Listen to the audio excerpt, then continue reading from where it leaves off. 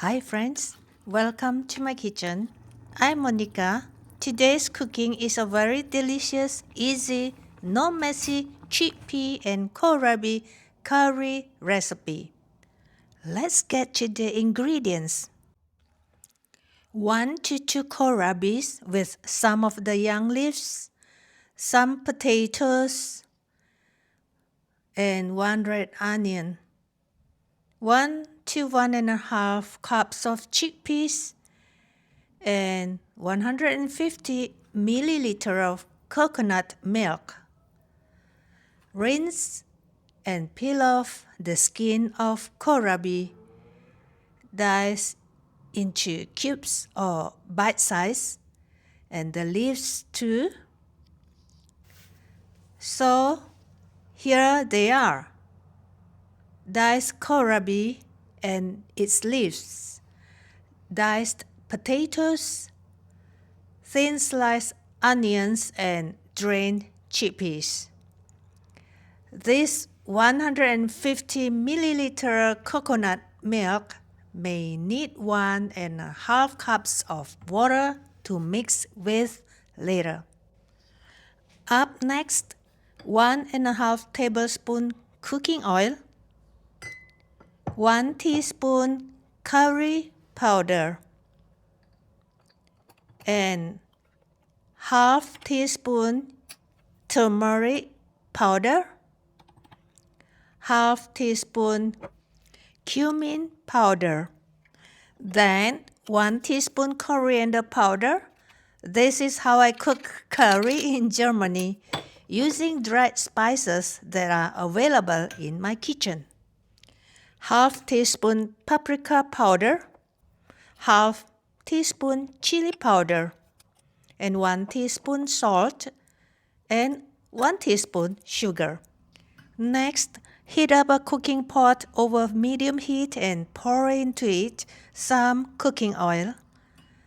After it is getting warm, fry the onions until they are translucent or fragrant.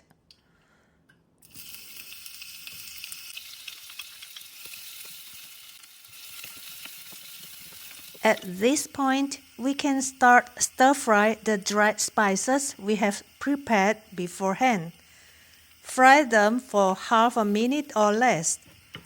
This is important to eliminate the raw smell and turn them fragrant instead. But we need to take care not to over-fry or burn them, or they'll turn bitter. After 20 to 30 seconds frying, next drop all the potatoes and mix them well with the fragrant spices. You can half fry the potatoes with lots of oil or in air fryer. You are absolutely free to do it. But I'm going to have non-oily curry this time. Now it's time to put in all the kohlrabi. It's also essential to stir-fry them for a while to get them coated with all the spices. After about 2 minutes stir-frying, get them some water for boiling and simmering. Give them a good mix and make sure every piece of potato and kohlrabi is covered by the water.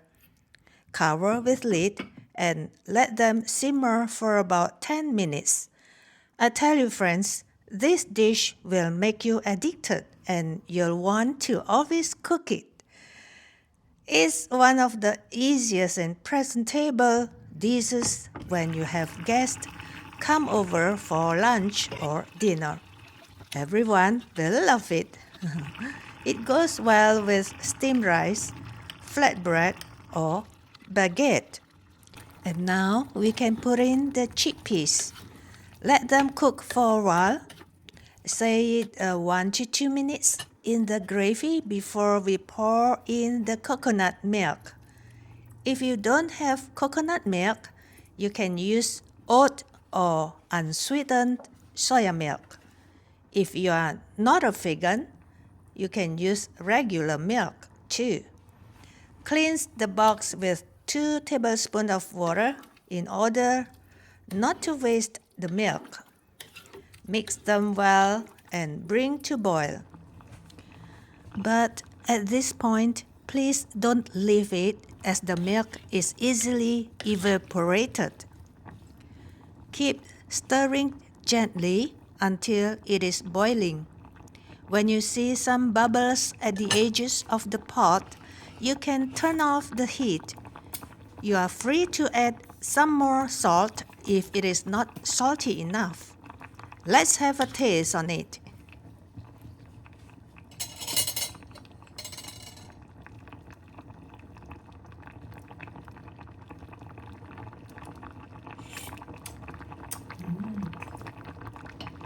Gorgeous. Let it cover and sit for about 10 minutes before serving. This will let all ingredients absorb the flavor from the gravy. It's so fragrant, full of flavor. I love to enjoy it with white steamed basmati rice. Look at the color, it's beautiful. Bright color of curry. Very appealing color, isn't it? Let's try it.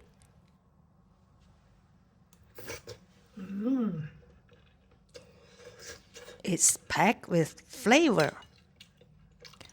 Let's try the chickpeas.